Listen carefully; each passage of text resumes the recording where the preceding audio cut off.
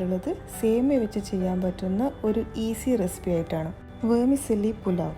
അപ്പോൾ വീഡിയോയിലോട്ട് കടക്കുന്നതിന് മുന്നേ നിങ്ങൾ ആദ്യമായിട്ടാണ് ഈ ചാനൽ കാണുന്നതെങ്കിൽ ഒന്ന് സബ്സ്ക്രൈബ് ചെയ്യണേ. താഴെയുള്ള സബ്സ്ക്രൈബ് ബട്ടൺ ഒന്ന് പ്രസ് ചെയ്യുക. തൊട്ടടുത്തുള്ള ആ കുഞ്ഞു ബെൽ ഐക്കണിൽ ഓൾ കൂടി പ്രസ് ചെയ്യുക.